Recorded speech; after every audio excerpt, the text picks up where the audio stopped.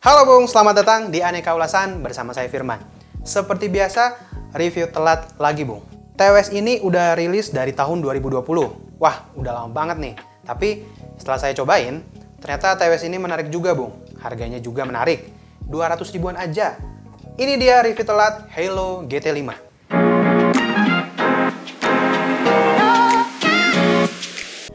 Kalau dari desain, Halo GT5 ini nggak ada yang spesial ya. Bodinya masih berbahan plastik dengan finishing matte. Build quality-nya oke, tapi masih berasa plastik murah aja. Dan masih terasa kopong kalau diketok-ketok. Kayak lutut. Berarti katanya suka lari, benar.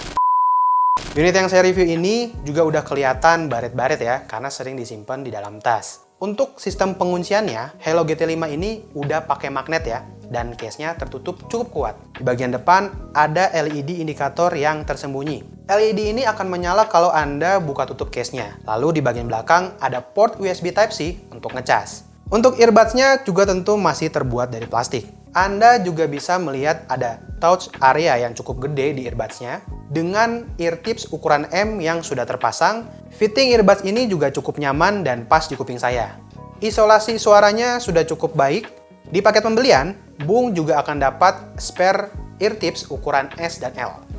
Nah, untuk spesifikasi, Halo GT5 ini menggunakan 7,2 mm driver, support codec AAC dan SBC, dan sudah menggunakan Bluetooth 5.0. Sayangnya belum ada sertifikasi anti air di TWS ini. Di bagian kontrolnya, Halo GT5 ini udah cukup lengkap. Bisa play dan pause lagu. Gonta-ganti lagu juga bisa. Dan juga mengaktifkan voice assistant. Dan juga ada gaming mode atau mode low latency-nya juga Bung. Nanti saya coba bandingin ya. Respon pas ngontrol lagu pakai TWS ini juga cukup responsif. Sayangnya belum ada kontrol naik turunin volume di TWS ini. Tapi it's no big deal ya buat saya. Soal baterai nih, masing-masing earbuds Halo GT5 dibekali baterai sebesar 40 mAh. Dan case-nya punya tambahan daya sebesar 580 mAh. Earbuds-nya diklaim punya playtime sampai 4 jam dalam sekali ngecas dan tambahan sampai 24 jam sampai baterai di case-nya habis. Kalau dilihat dari klaimnya, daya tahan TWS ini udah masuk ke tingkatan yang standar ya. Sebelumnya, saya pernah review Redmi Buds 3 Pro yang punya klaim playtime sampai 6 jam dalam sekali ngecas. Tapi harganya 3 kali lipat dari TWS ini. Untuk ngecas, selain pakai kabel Type-C di belakang, Halo GT5 ini surprisingly bisa wireless charging juga, Bung. Tapi nggak sempat kita tes karena nggak punya charging pad. Waduh, gimana nih Bung Juan? Masa? Asalnya Anda punya Evan tapi dikembalikan. Kalau di spesifikasi, daya yang dibutuhkan buat ngecas case ini ada di 5 volt 500 mAh. Dan waktu yang dibutuhkan buat ngecas case-nya sampai penuh adalah 3 jam. Selama pemakaian, saya nggak pernah sampai ngabisin baterai earbuds-nya. Paling setiap hari cuma 1-2 jam aja makanya. Dan untuk sekali pengecasan, TWS ini bisa tahan kurang lebih semingguan, Bung. Dengan pola pemakaian kayak tadi.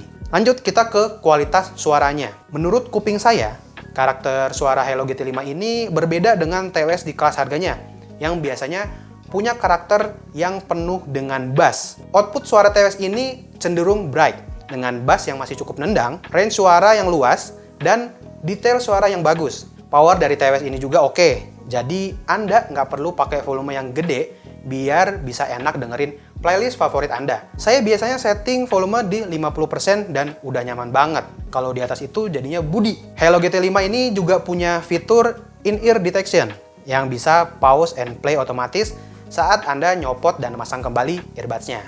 Nah, ini soal latency. Adanya gaming mode di TWS ini menurut saya cukup membantu. Pas dipakai nonton video dengan mode biasa, ada delay yang terasa antara video dengan suara yang keluar dari TWS ini.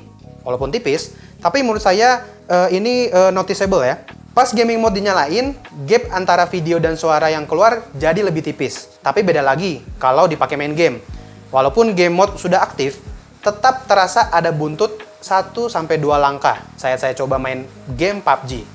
Apalagi kalau pakai mode biasa, nama panjang itu buntutnya. Menurut saya sih, mending beli earphone kabel aja ya kalau mau dipakai buat ngegame.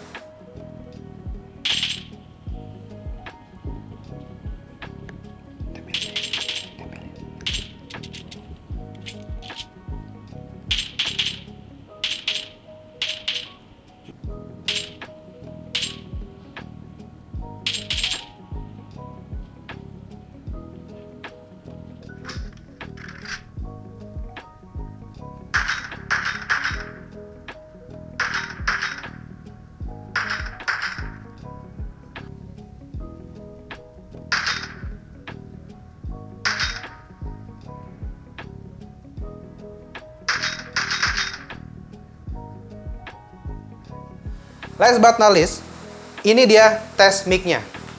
Halo Bung, ini adalah tes kualitas mikrofon Hi-Low GT5. Gimana nih suaranya? Oke gabung. Jangan lupa subscribe. Oke, kita masuk ke kesimpulannya. Bagi saya yang bukan basshead, Hello GT5 ini jadi salah satu pilihan yang tepat, Bu. Touch control yang responsif, adanya fitur-fitur mahal yang nambah kepraktisan kayak in-ear detection, jadi nilai lebih dari saya buat TWS ini. Wireless charging di TWS kelas harga segini menurut saya sih sebenarnya nggak perlu-perlu amat ya. Karena mungkin konsumen TWS budget segini masih banyak yang belum punya wireless charger.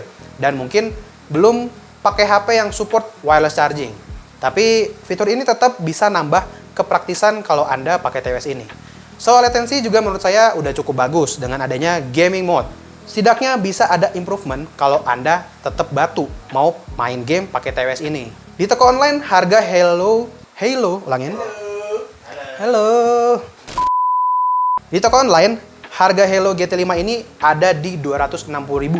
Dan kalau Anda mau beli, linknya seperti biasa udah ada di deskripsi di bawah.